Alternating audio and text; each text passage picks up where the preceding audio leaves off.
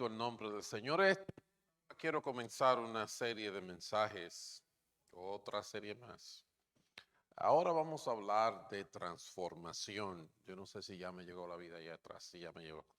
Transformación, cambio.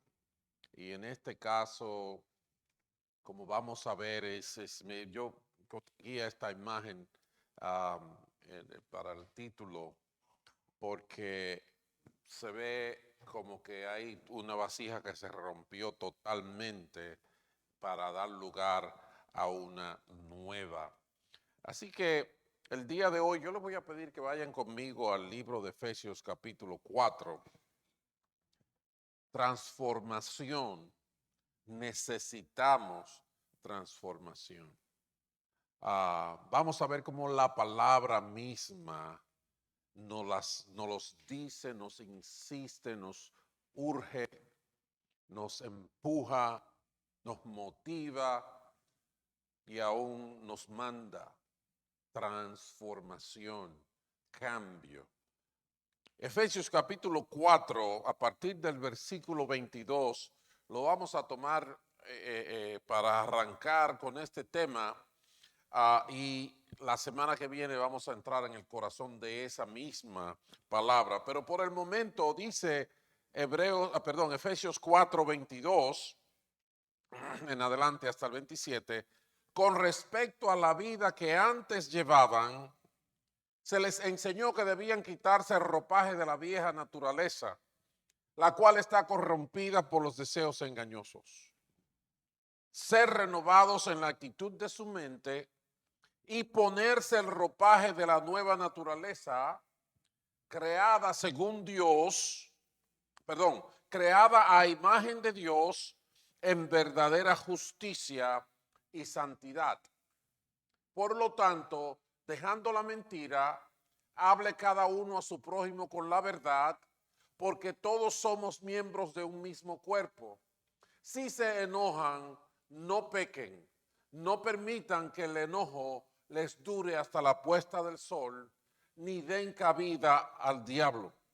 Yo quiero que ustedes sigan viendo esta palabra ahí, porque esta palabra tiene palabras, frases que nos comunican la urgencia, la potencia, la necesidad de transformación. Por ejemplo, en el versículo 22 se habla de la vida que llevaban. Está hablando de una condición de vida que ha cambiado. Y esa es la realidad cuando venimos al Señor, es que tiene que haber un cambio. La palabra habla que cuando vamos al bautismo en Romanos 6, morimos cuando entramos al agua y nos levantamos, resucitamos, como usted quiera llamarlo, para una nueva vida. Hay un cambio. Tiene que haber un cambio, tiene que haber una nueva realidad que en el verso 22 la llama la vida que antes llevaban. Y en ese sentido, en el verso 23 dice que necesitamos ser renovados. Y no es la única parte donde la palabra nos manda a renovarnos. En el versículo 24 habla de un ropaje de la nueva naturaleza. Es decir, que hay un cambio de lo viejo a lo nuevo. Hay algo nuevo, tiene que haber una novedad. Mi vida tiene que cambiar, tiene que dejar de ser la misma. Y parte de esa novedad dice, dejando la mentira, hay cosas que tienen que quedar atrás. Hay cosas que tienen que quedar, hay cosas que tienen que ser dejadas, que ya no deben, de formar parte del elenco de mi vida. Si lo puedo decir de esa manera. Todavía hay un punto bien serio, porque dice, no pequen. Dice, si se enojan, no pequen. Algo que para el juicio de muchos o la conformidad de ellos mismos es imposible no pecar. No permitan que el enojo les dure hasta la puerta del sol. Y el punto dice, ni den cabida al diablo. Aquí en el cambio hay algo, hay un elemento que no existía antes de conocer al Señor. Y es la de cerrarle las puertas, las ventanas y toda oportunidad al enemigo de almas a que tenga influencia sobre nuestras vidas. Todo esto, todos estos versos están haciendo una referencia directa a una vieja o una manera de vivir. Todo nos habla de transformación. No hay manera de ser cristiano sin ser transformado. ¿Entiende eso? No hay manera de ser cristiano sin ser transformado. Y te voy a una bien fuerte. Porque en ese verso 24 dice que debemos ponernos ropajes de la nueva naturaleza creada a imagen de Dios. ¿Quién se tiene que poner el ropaje de la nueva naturaleza? El que cree, el creyente, el Hijo de Dios, nosotros. Pero habla de tener una naturaleza creada a imagen de Dios. Y yo quiero saber cuánto es eso una realidad que tú aceptas para ti mismo o ti misma. El entender, el confirmar, el afirmar que tú estás para parecerte a Dios. Creada a imagen de Dios en verdadera justicia y santidad. ¿Crees tú que tu vida pertenece a la realidad, al ambiente, al,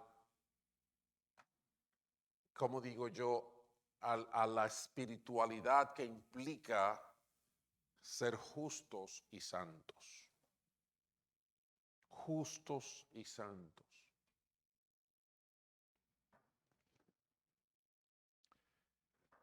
Yo creo que ese es un gran reto para cada uno de nosotros. Es un gran reto porque la tendencia que existe es simplemente a justificar el que nunca vamos a ser justos ni santos. Nunca. Y yo digo, ok, yo tengo dos opciones. Yo puedo acomodar la palabra a mi realidad y a mi comodidad y decir, bueno, eso que uno se porta bien, pero uno va a pecar como quiera. ¿Verdad? Y eso sería la versión Carlitos. O yo puedo leer lo que Dios dice en su palabra, de que debo de ponerme ropaje de una naturaleza nueva que se parece a Dios y que está desarrollada en justicia y santidad. Y asumir el reto que eso implica. Ahí hay dos opciones. La acomodo, le doy mi propia versión y me siento cómodo. O reconozco que Dios es Dios y que esa es su palabra y en ese sentido esa es la verdad. Eso es difícil, pastor. Ajá, dígame de usted. Yo te voy a decir, no importa lo que yo diga. Lo que importa es que Dios lo dijo. Y sí, yo te puedo decir de mí y te voy a explicar luego por qué. Yo digo amén y acepto el reto de vivir esa vida. Y te voy a decir por qué. Y te lo voy a decir a lo largo del mensaje, no te lo voy a decir ahora mismo. Lo importante por este momento es que todos estos versos y esta gran realidad y este gran reto nos hablan de una vieja y una nueva manera de vivir. Nos hablan de ser amados por lo que yo lo llamé una realidad inevitable. Si vamos a vivir con Dios, si vamos lo que Dios manda, si vamos a obedecer el evangelio, si lo vamos a abrazar, si nos vamos a embarcar en la aventura de la obra de Cristo en el mundo, tenemos que entender que estamos en un proceso de transformación. Tenemos que ser transformados. Y hay cosas que tienen que pasar más rápido que tarde, y hay cosas que van a pasar más tarde que rápido. Pero lo que no puede cabernos es la menor duda de que tenemos que ser transformados y que estamos inmersos en un proceso de transformación continua e inmediata.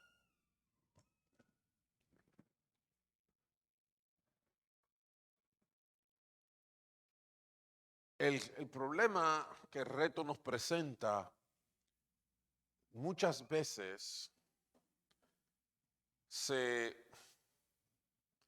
va como de lado, permitiendo un espacio para la confusión. Mezclamos la gimnasia con la magnesia y no sabemos qué hacer. Y de repente estamos viviendo una vida de iglesia que la gente y que de repente deja de funcionar. Hay un ejemplo dentro de la historia de la iglesia que está en Hechos capítulo 8. Recientemente les estuve hablando de una persona que se llamaba Simeón, que Dios usó en una forma después de la Navidad. Pero ahora les traigo otro Simeón. Este no es Simeón, este es Simón, gracias. Y este Simón tiene una identidad más definida en otro sentido, porque se llama Simón el hechicero. Simón el hechicero. En Hechos 8. Desde el versículo 9 dice la palabra de Dios: ya desde antes había en esa ciudad un hombre llamado Simón, que jactándose de ser un gran personaje practicaba la hechicería y asombraba a la gente de Samaria. Todos, desde el más pequeño hasta el más grande, le prestaba atención y exclamaba: este hombre es al que llaman el gran poder de Dios. ¡Wow! Eso es un título. Lo seguían porque por mucho tiempo los había tenido deslumbrados con sus artes mágicas.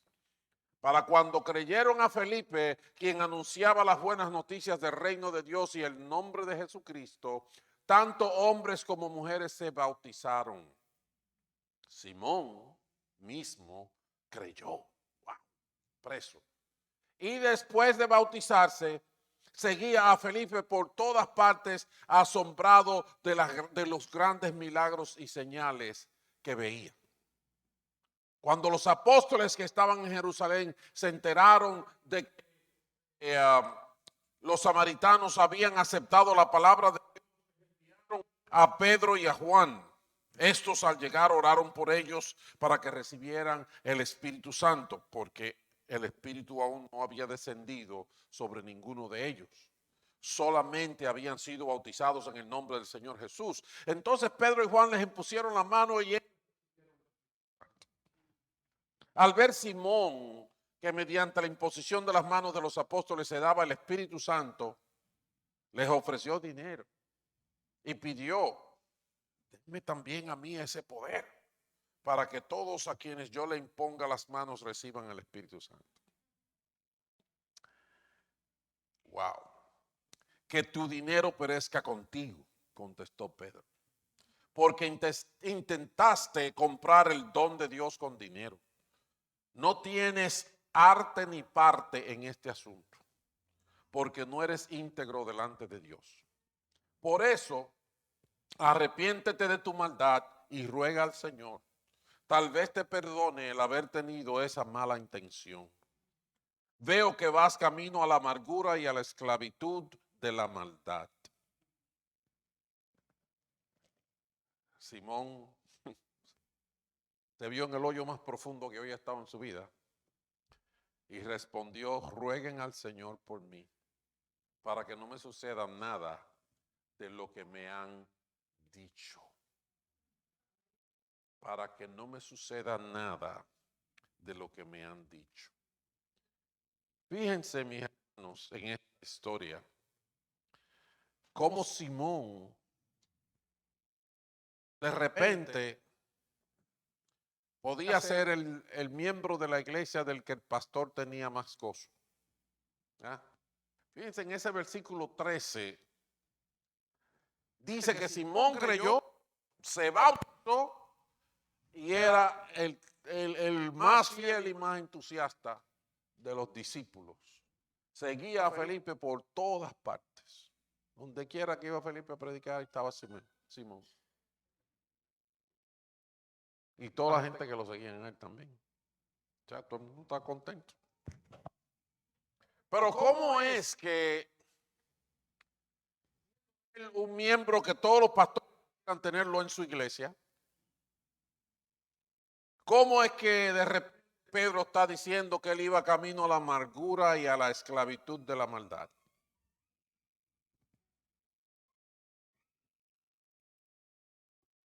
Simón, que hacía la gente de la iglesia de buena, por lo menos con buena apariencia. Pero él no había entendido su propia realidad. Él no había entendido la obra de Dios ni los méritos de la obra de Dios. Su vieja realidad todavía estaba determinando su entendimiento y su comportamiento. Simón quiso comprar la obra del Espíritu Santo con dinero. ¡Wow! Yo quiero eso. ¿Cuánto tengo que dar? Ciertamente Simón necesitaba cambio de vida. Necesitaba ser renovado en su entendimiento y necesitaba cerrarles las puertas al diablo en su vida. Simón necesitaba, en otras palabras, ser transformado. Esto es un ejemplo de cómo podemos estar confundidos, cómo podemos estar haciendo un papelón y no entrar en la realidad del Evangelio, que es poder de Dios para salvación a todo aquel que cree. El pobre estaba confundido y parece, yo espero en Dios que lo veré allá arriba y le digo, mijo, te salvaste por ¿verdad? Yo creo que su espíritu, ¿verdad? Lo que él dijo después, como él habló, parece que lo podía ayudar, digo yo. Porque un corazón contrito y humillado Dios no rechaza. Así que Simón, también de eso aprendemos de ti. Pero, en otras palabras, mis hermanos, necesitamos ser transformados o podemos caer en confusión y eso puede llevarnos, como le dijo Pedro a Simón, a la amargura y a la esclavitud de la maldad.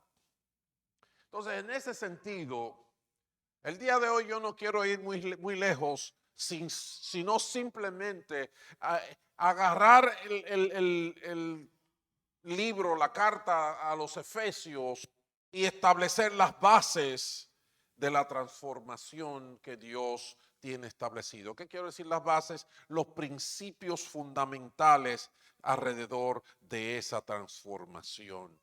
Y yo desarrollé 3 principios sencillos de acuerdo a lo que la palabra nos ofrece. El primer principio o la primer fundamento sobre lo que es las bases de la transformación es que Dios tiene la transformación como plan. Eso es el plan de Dios. Cuando nosotros vamos al capítulo 1 de la carta, de esa misma carta a los Efesios, desde el versículo 3, estas son las palabras del apóstol Pablo. Dice, bendito sea Dios, Padre de nuestro Señor Jesucristo, que nos ha bendecido en las regiones celestiales con toda bendición espiritual en Cristo. Dios nos escogió en Él, en Cristo, antes de la creación del mundo, para que vivamos en santidad y sin mancha delante de Él. En amor nos predestinó como hijos suyos por medio de Jesucristo, según el buen propósito de su voluntad, para alabanza de su gloriosa gracia que nos concedió en su amado. Fíjense esto, mis hermanos. El plan de Dios. El plan de Dios es que vivamos en santidad y sin mancha delante de Él. Siempre ha sido el plan de Dios. Por eso todos los recursos que se proveyeron ante la realidad de la caída del hombre con el pecado son para llevarnos a el plan, a que vivamos en santidad y sin mancha delante de Dios.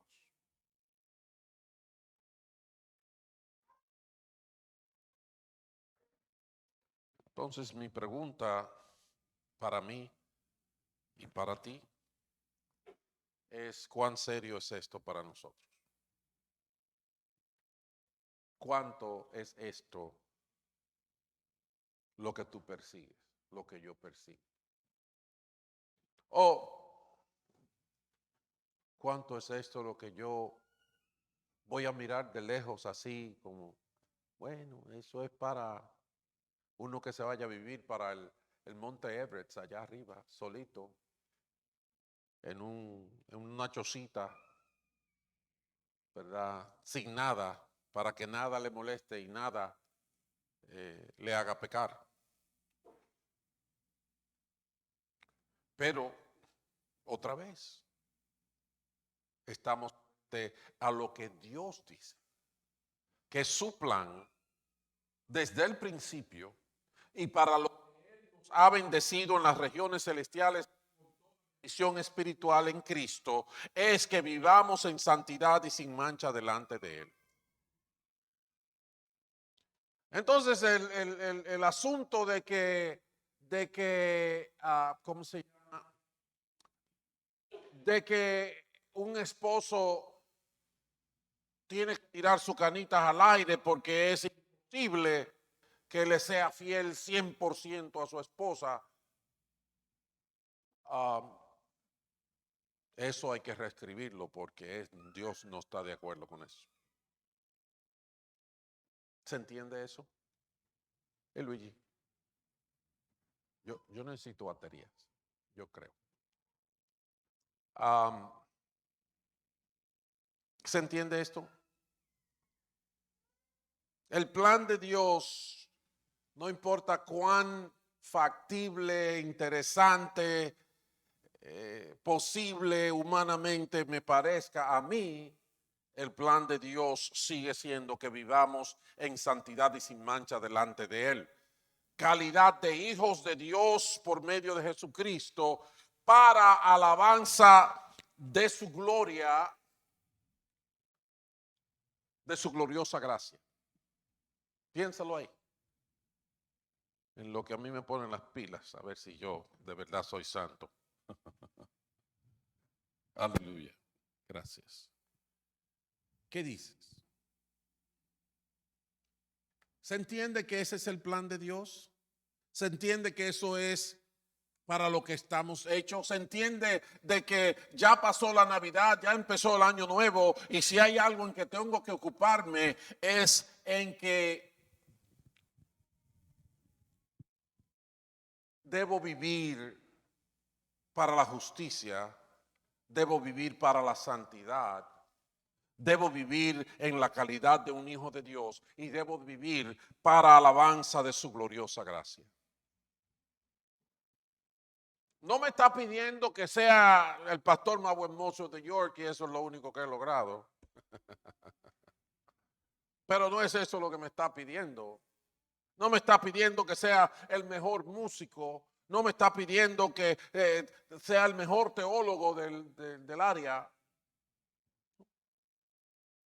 Algo mucho más serio. Y que tiene que ver con más aspectos de mi vida que simplemente el área intelectual o el área profesional o el área ministerial. Quiere que yo tenga una vida santa y una vida sin mancha. Manchas en la que me desarrollo constantemente en justificar. No, es que eso, imagínate, eso no se puede. O imagínate que, y tú sabes lo que yo tengo que hacer para hacer eso. Oye, imagínate, me lo justifico a mí mismo. Los hermanos me lo aguantan, pero Dios sigue señalándome. Bases de la transformación. Lo primero es que la transformación de nuestra vida es plan de Dios. Y si te voy a dar una buena noticia, es que si tú te fijas no solamente en esos 3 versículos del capítulo 1 que te pongo, sino todos los otros versículos de ese capítulo 1, te vas a dar cuenta que Dios trata el tema de manera muy positiva, de manera curiosa, de manera muy animadora, diciéndonos que para esto Él ha provisto todo lo que nosotros necesitamos en Cristo Jesús. Cuando tú ves los otros versos de Efesios 1, te vas a dar cuenta de que somos hijos por medio de Cristo para alabanza de su gloriosa gracia. La palabra mágica para que el milagro de justicia y de santidad ocurra en nosotros se llama Cristo. Esa es la palabra mágica. Por eso es que el mundo, las tinieblas, el diablo, para Cristo del panorama. Porque todo esto es posible. No he estudiado teología, no porque fui a la universidad, no por cuánto tiempo tengo siendo cristiano, no por cuántos ayunos he hecho en mi vida, sino porque Cristo compró mi vida en la cruz del Calvario. Él pagó mi injusticia con su justicia. Y por eso es que tú, yo y cualquiera que pone su fe en Jesucristo el Señor puede vivir la vida de santidad que Él nos llama a vivir. Es plan de Dios. Base número 1 para la transformación. Base número 2,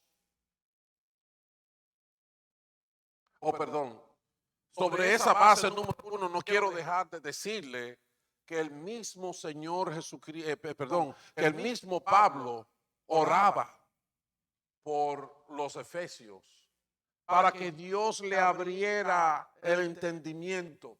Y hermanos, para eso se necesita sabiduría.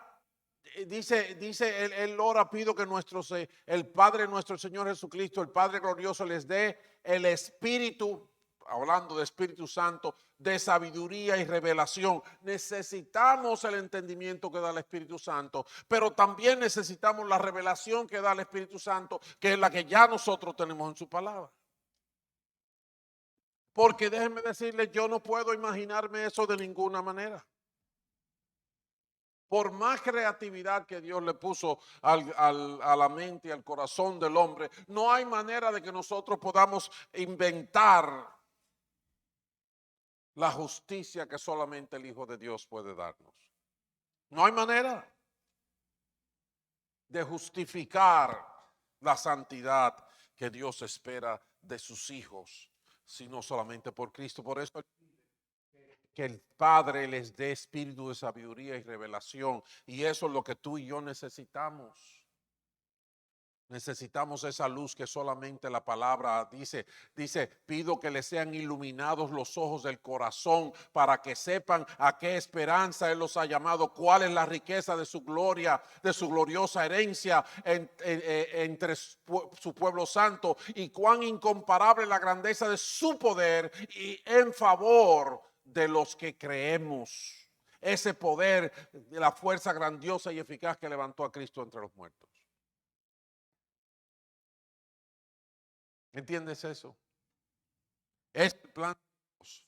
Y para eso Dios proveyó todo lo que se necesita. No te dejes engañar, no te dejes sobrecoger por las dificultades.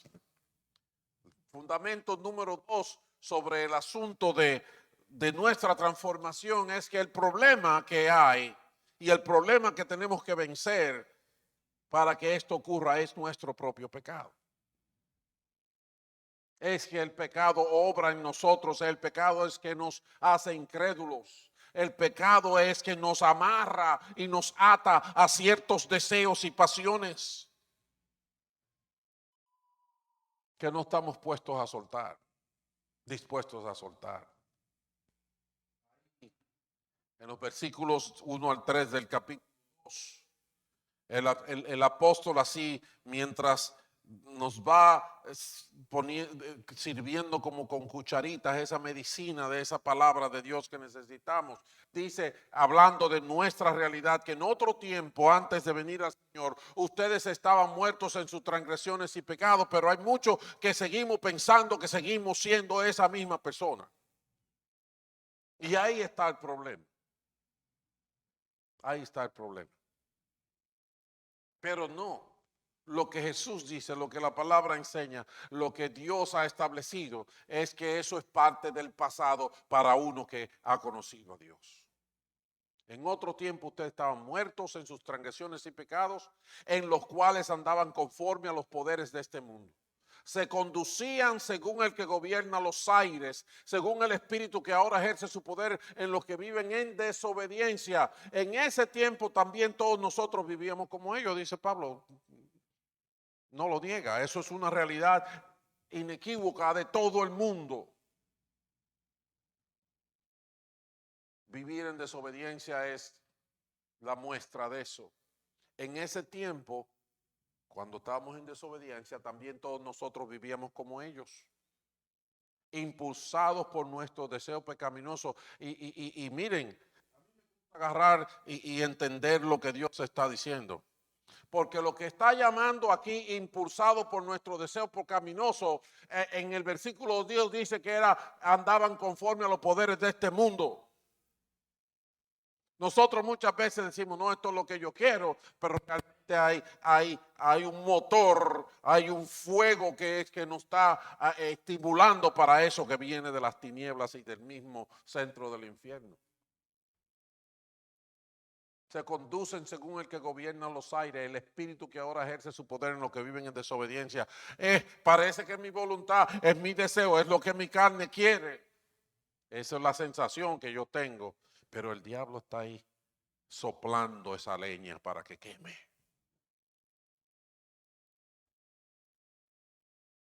Pero ese es el pasado. Así vivíamos, siguiendo nuestra propia voluntad y nuestros propósitos. Y como los demás éramos por naturaleza merecedores de la ira de Dios. Sí, yo sé, el pecado es lo que me dice, Dios, boring, iglesia, boring, orar. Ay, Dios mío. Le pedimos a Dios ayuda para que no tengamos que orar. Eso me recuerda a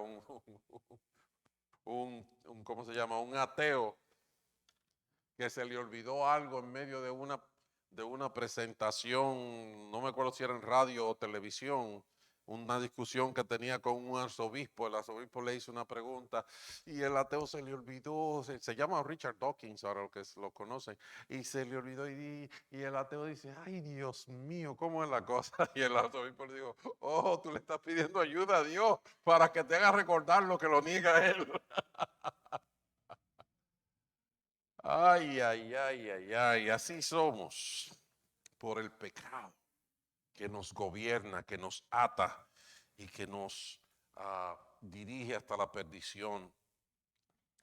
Claro que estamos conscientes de nuestra naturaleza y de la necesidad de un cambio poderoso. Sí, claro que esa contaminación en nuestra carne, que por eso habla ahí en Efesios de que debemos de despojarnos del hombre viejo. Sí, sí, eso está ahí. Y el mismo Pablo en Romanos capítulo 7 dice, encuentro una ley en mis miembros que se opone a la ley de Dios. Sí, esa es una realidad de todos. Pero bendito sea Dios por Cristo Jesús, el que nos libra de la ley del pecado y de la muerte. Bendito sea su nombre. Entonces, el plan de Dios es que seamos santos. El pecado se opone de mil maneras. Entonces necesitamos algo que nos cambie, alguien que nos libre de todo esto. Necesitamos una transformación. Y eso, de acuerdo a Efesios 2, a partir del versículo 4, es lo que el amor de Dios ha logrado para nosotros. La obra de Dios en nosotros. Dice en versículo 4 que Dios, que es rico en misericordia, por su gran amor por nosotros. Oye eso, no piense que es el pastor porque ha leído mucha Biblia y ha hecho muchos estudios y ha ido aquí, ha venido allá. Dios, que es rico en misericordia, por su gran amor por nosotros, nos dio vida con Cristo. Aun cuando estábamos muertos en pecados, por gracia ustedes han sido salvados. Y en unión con Cristo Jesús, Dios nos resucitó y nos hizo sentar con Él en las regiones celestiales para mostrar en los tiempos venideros la incomparable riqueza de su gracia que por su bondad derramó sobre nosotros en Cristo Jesús. Porque por gracia ustedes han sido salvados mediante la fe. Eso no procede de ustedes, sino que es el regalo de Dios. Como dicen otras versiones, es don de Dios. Y no por obras, para que nadie se jacte. Porque somos hechura de Dios, creados en Cristo Jesús para buenas obras, las cuales Dios dispuso de antemano, a fin de que las pongamos en práctica. Fíjense, mis hermanos, la obra de Dios. Para asimilar esta obra de Dios, este resultado de ese gran amor de Dios por nosotros, tenemos que fijarnos en palabras que aparecen en ese texto. Y la palabra que más aparece en Cristo.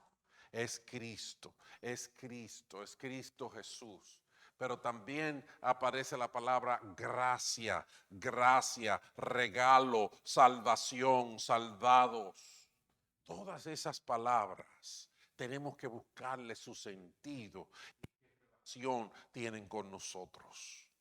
La palabra gracia viene de gratía, de gratis, de lo que no tenemos nosotros que pagar, porque la verdad es que no tenemos con qué pagarlo. Pero Dios sí tenía con qué pagarlo, porque no es que fue gratis, no, hubo un precio que pagar, lo que pasa es que no lo pagaste tú ni lo pagué yo, para nosotros es gratis. Pero como Dios no tiene por inocente al culpable, Él tuvo que agarrar a un inocente y ponerle y hacerlo que pague la culpa para que el culpable pudiera ser librado de la condenación. ¿Entiendes eso? Por eso, mi hermano, la transformación para ser santos y justos es una provisión de Dios por su amor, una provisión de Dios en gracia, una provisión de Dios en un regalo, una provisión de Dios de salvación en Cristo Jesús, en Cristo Jesús, en Cristo Jesús. Y otra vez la palabra clave, excepcional e insustituible es Cristo Jesús. Bendito sea su nombre para siempre. El versículo 10 dice que somos hechura de Dios, creados en Cristo Jesús para buenas obras. Tú ves que sí puedes. Tú ves que sí lo puedes alcanzar. Tú ves que sí puedes vivirlo. Por Cristo Jesús y porque Dios preparó esas buenas obras para que tú y yo camináramos en ellas. Entonces, mis hermanos, transformación es inevitable. Si no estás siendo transformado, estás en mal camino. ¿Entiendes eso? Si no estás siendo transformado, estás fuera de la pista del tren. Estás descarrilado.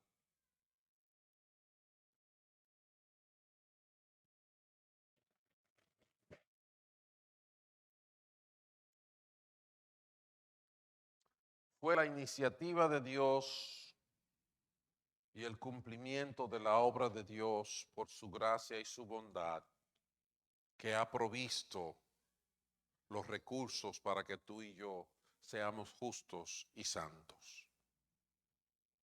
Cuando Jesús muere por nosotros, nosotros ponemos nuestra fe en Él, inmediatamente somos justificados y santificados.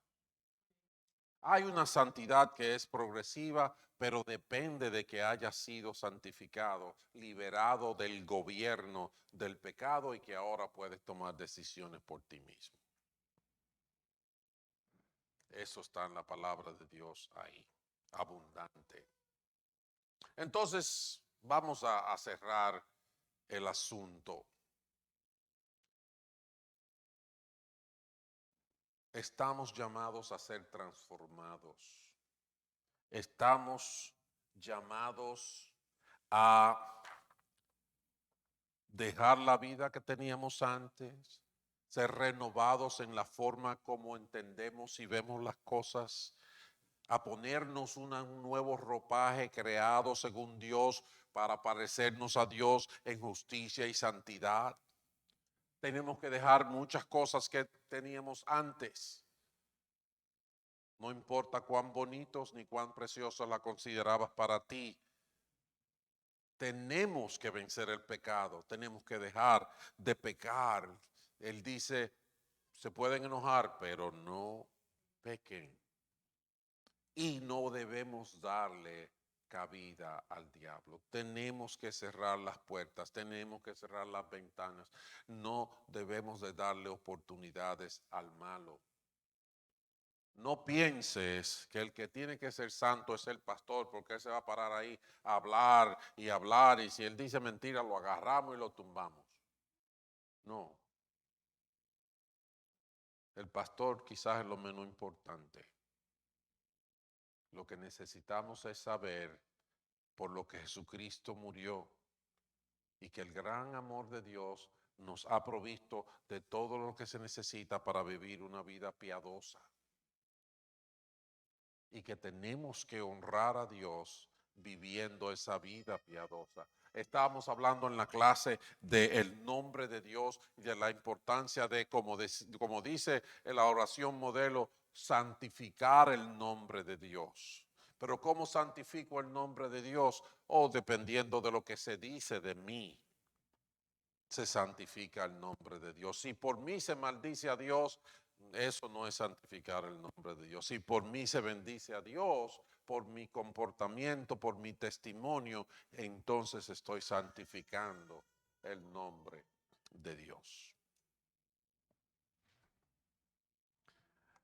Así que necesitamos ser transformados, no salgamos, tenemos que salir de la confusión, no podemos ser como Simón, pensando que vamos a seguir viviendo la vida con la misma moneda que hacíamos transacciones antes. No, no vamos a seguir con el mismo sistema monetario, porque ahora somos nueva criatura en Cristo Jesús. La obra del pecado en nosotros tiene que morir. Jesucristo murió para que nosotros hiciéramos eso. Cuando nos bautizamos, la palabra dice que morimos con Cristo y nos levantamos de esas aguas para una vida nueva. Como Cristo se levantó por el poder del Padre, también nosotros vamos a vivir esa vida nueva por el poder del Padre.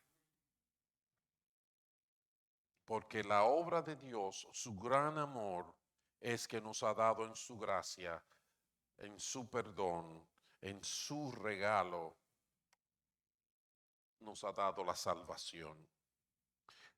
Para concluir con palabras que cubren muchas cosas, porque hay tantas cosas que decir. Yo lo que de repente al leer del libro de Efesios me di cuenta de que es un perfecto resumen que tiene todos estos elementos y más. Así que vamos a resumir para cerrar esta primera conversación sobre transformación leyendo Efesios capítulo 3, y ahí lo ponemos en pantalla. Dice la palabra desde el versículo 1, por esta razón yo, Pablo, prisionero de Cristo Jesús por el bien de ustedes, los no judíos, me arrodillo en oración. Sin duda se han enterado del plan de la gracia de Dios que Él me encomendó para ustedes. Es decir, el misterio que me dio a conocer por revelación, como ya les escribí brevemente. Al leer esto podrán darse cuenta de que comprendo el misterio de Cristo. Ese misterio que en otras generaciones no se dio a conocer a los seres humanos, ahora se ha revelado por el Espíritu a los santos apóstoles y profetas de Dios. Es decir, que los no judíos, dígase nosotros, son junto con Israel beneficiarios de la misma herencia, miembros de un mismo cuerpo y participantes igualmente de la promesa en Cristo Jesús mediante el Evangelio. De este Evangelio llegué a ser servidor.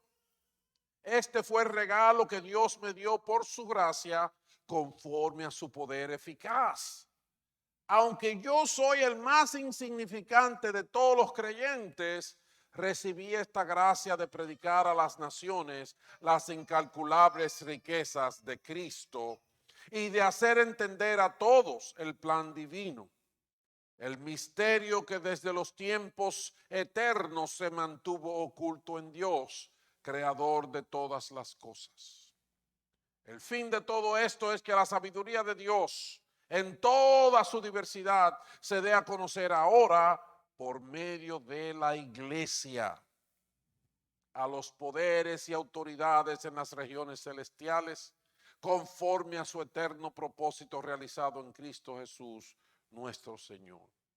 En Él, en Cristo, mediante la fe, disfrutamos de libertad y confianza para acercarnos a Dios. Así que les pido que no se desanimen a causa de lo que sufro por ustedes, ya que estos sufrimientos míos son para ustedes un honor. Por esta razón me arrodillo delante del Padre, de quien recibe nombre toda familia en el cielo y en la tierra. Le pido que por medio del Espíritu y con el poder que procede de sus gloriosas riquezas, los fortalezca a ustedes en lo íntimo de su ser, para que por la fe Cristo habite en sus corazones. Y pido que arraigados y cimentados en amor, puedan comprender junto con todos los creyentes cuán ancho y largo, alto y profundo es el amor de Cristo. En fin, que conozcan ese amor que sobrepasa nuestro conocimiento para que sean llenos de la plenitud de Dios. Al que puede hacer muchísimo más que todo lo que podamos imaginarnos o pedir por el poder que obra eficazmente en nosotros, a Él sea la gloria en la iglesia y en Cristo Jesús por todas las generaciones, por los siglos de los siglos. Amén. Ahí hay bastante tela por donde cortar, pero nos resume de manera firme y contundente en la realidad de que necesitamos una transformación, que Dios tiene un plan grande, un plan que pertenece a la dimensión de la revelación espiritual que está establecida y dada para nosotros. Y me alegra que Pablo dice en medio de todo esto, y me dio a mí para que yo le predico esto a ustedes, y yo soy el menos probable, el más insignificante de los seres humanos para hacer esto por su vida de pecado y de confusión que él tuvo antes de conocer a Cristo. En otras palabras, a mí me da ánimo. Si al que andaba persiguiendo la iglesia y consintió la muerte de los hijos de Dios, se le ha dado este privilegio, bueno, pues yo tengo un chance. Porque yo no he hecho nada de eso. Tengo mis pecados, claro, sí, yo sí he hecho mis burradas y mis cosas, pero no tan lejos. Y él lo dice. Y la otra cosa que es importante que ustedes deben de darse cuenta es como Dios dice, pero estas cosas yo las hago y lo hago a través de la iglesia. ¿Se fijaron cómo lo dice allí de cómo las cosas son operadas? Y en esa operación, número uno, el nombre más importante es el nombre de Cristo. Pero él dice que la sabiduría de Dios en toda su diversidad se da de conocer ahora por medio de la iglesia. Aún a las potestades espirituales. Porque nosotros estamos en la época que la iglesia está siendo cada vez más rechazada. El criterio de iglesia y el concepto de iglesia está cada vez siendo más descuidado. Pero ahí está la palabra. Abrázala, recíbela, vívela. Le voy a pedir que se pongan de pie para terminar, porque voy a orar por ustedes la misma oración que Pablo oró por los efesios. Así que los que se puedan parar se ponen de pie, abran sus corazones al Señor y al final, si están de acuerdo, dicen amén. Y esta es la oración. Padre, te pido que por medio del Espíritu y con el poder que procede de tus gloriosas riquezas, fortalezcas a la iglesia en lo íntimo de su ser, para que por fe Cristo habite en sus corazones. Y pido que arraigados y cimentados en amor puedan comprender junto con todos los creyentes cuán ancho y largo, alto y profundo es el amor de Cristo.